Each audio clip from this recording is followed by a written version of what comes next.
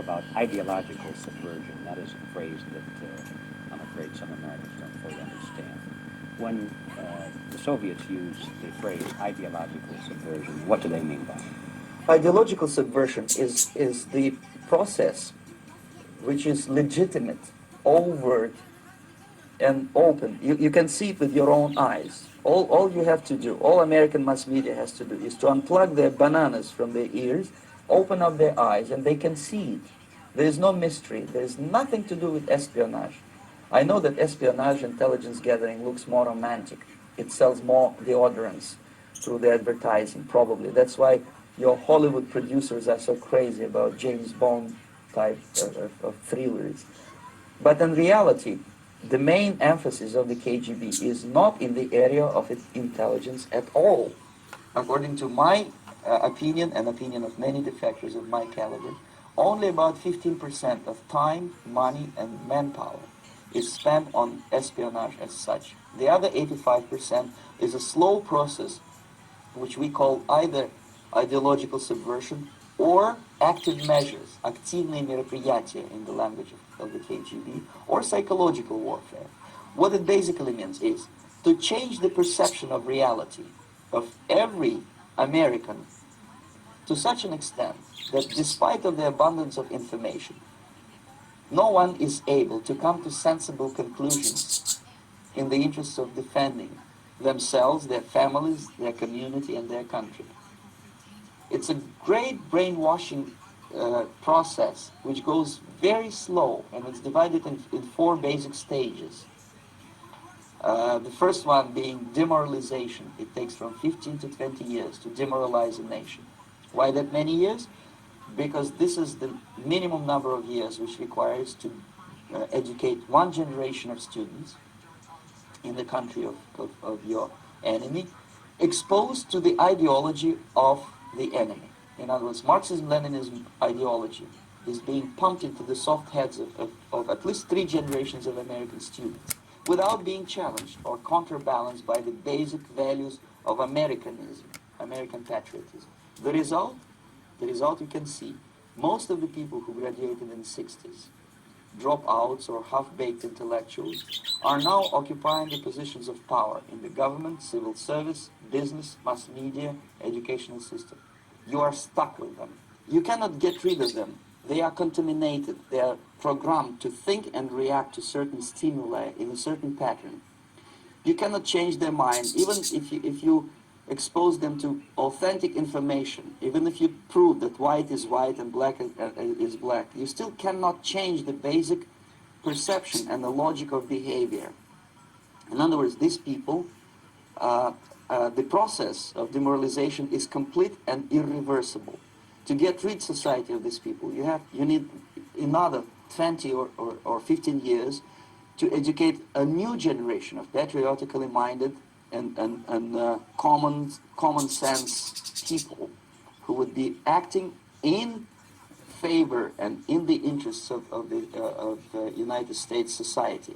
And yet these people have been programmed and, as you say, in place, and who are favorable to an opening with the Soviet concept. Mm-hmm. These are the very people who would be marked for extermination in this country? Most of them, yes.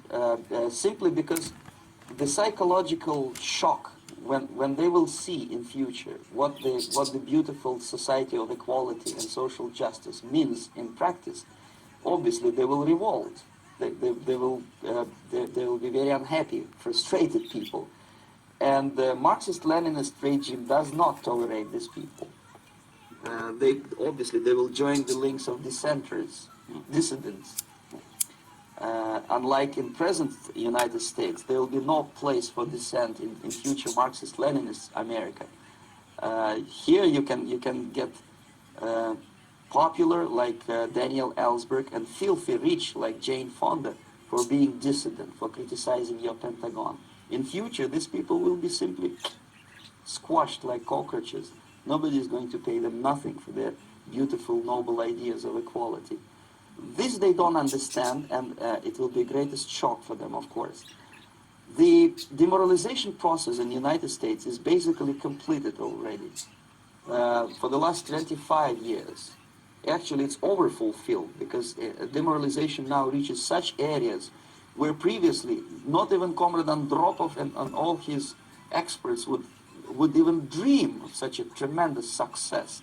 Most of it is done by Americans to Americans, thanks to lack of moral standards. As I mentioned before, exposure to true information does not matter anymore. A person who was demoralized is unable to assess true information. The facts tell nothing to him. Even if I shower him with information, with authentic proof, with documents, with pictures, even if I take him by force to the Soviet Union and show him concentration camp, he will refuse to believe it until he is going to receive a kick in his fat bottom. When a military boot crashes then he will understand, but not before that. That's the tragic of the situation of demoralization. So basically America is stuck with demoralization, and unless, even if you start right now, here, this minute, you start educating new generation of Americans, it will still take you 15 to 20 years to turn the tide of ideological perception of reality back to normalcy and patriotism. The next stage is destabilization. This time, subverter does not care about your ideas and the patterns of your consumption. Whether you eat junk food and get fat and flabby, it doesn't matter anymore. This time, and it takes only from 2 to 5 years to destabilize a nation, what matters is essentials: economy, foreign relations, defense systems. And you can see it quite clearly that in some areas, in such sensitive areas as defense and economy, the influence of Marxist-Leninist ideas in the United States is absolutely fantastic. I could never believe it 14 years ago when I landed in this part of the world that the process will go that fast. The next stage, of course, is crisis. It may take only up to 6 weeks to bring a country to the verge of crisis. You can see it in Central America now. And after crisis, with a violent change of power, structure, and economy, you have so-called the period of normalization. It may last indefinitely. Normalization is a cynical expression borrowed from Soviet propaganda. When the Soviet tanks moved into Czechoslovakia in '68, Comrade Brezhnev said, "Now the situation in brotherly Czechoslovakia is normalized."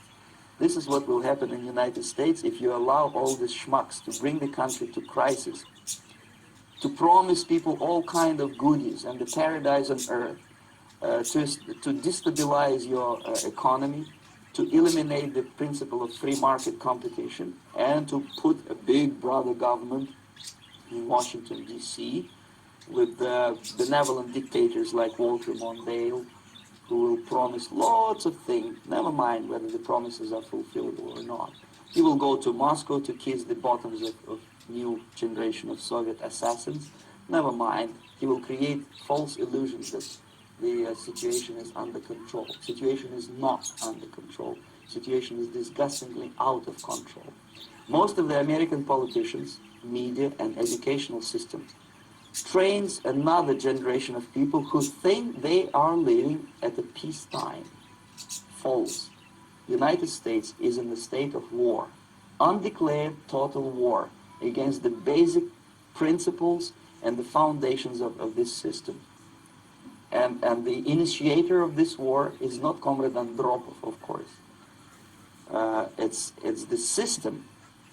However ridiculous it may sound, the world communist system or the world communist conspiracy, whether I scare some people or not, I don't give a hoot.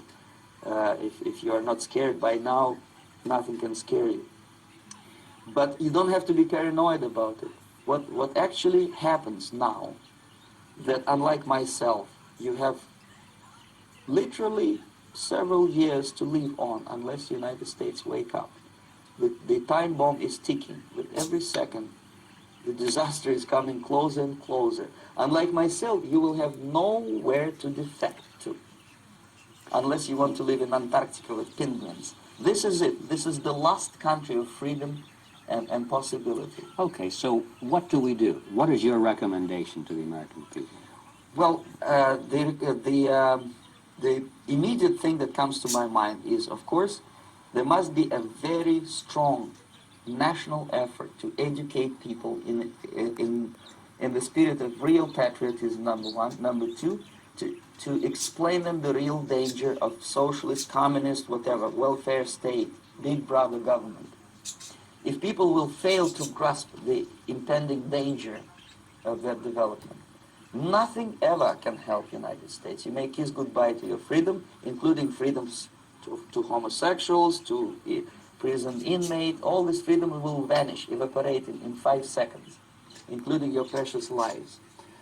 The second thing, the moment at least part of the United States population is convinced that the danger is real, they have to force their government. And I'm not talking about sending letters, signing petitions, and all this beautiful, noble activity. I'm talking about forcing the United States government to stop aiding communism. Because there is no other problem more burning and urgent than to stop the Soviet military-industrial complex from destroying whatever is left of the free world. And it is very easy to do. No credits, no technology, no money, no political or diplomatic recognition, and of course no such idiocy as grain deals to USSR.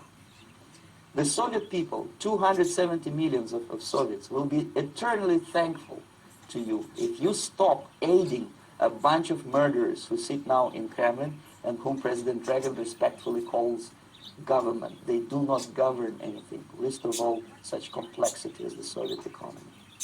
So basic, two very simple, maybe too simplistic answers or solutions, but nevertheless, they are the only solutions. Educate yourself, understand what's going on around you. You are not living at the time of peace. You are in a state of war, and you have precious little time to save yourself. You don't have much time, especially if you are talking about young generation. There's not much time left for convulsions to the beautiful disco music. Very soon it will go, just overnight. If we are talking about capitalists or wealthy businessmen, I think they are selling the rope on which they will hang very soon. If they don't stop, if they cannot curb their unsettled desire for profit, and if they keep on trading with the monster of the Soviet communism, they are going to hang very soon. And they will pray to be killed, but unfortunately they will be sent to Alaska probably to manage industry of slaves. It's simplistic. I know it sounds unpleasant. I know Americans don't like to listen to things which are unpleasant. But I have defected not to tell you the stories about such idiocies as microfilm, James Bond type espionage. This is garbage. You don't need any espionage anymore. I have come to talk about survival. It's a question of survival of this system. You may ask me, what is it in for me? Survival, obviously. Because unlike, as I said, I am now in your boat. If we sing together, we will sing beautifully together. There is no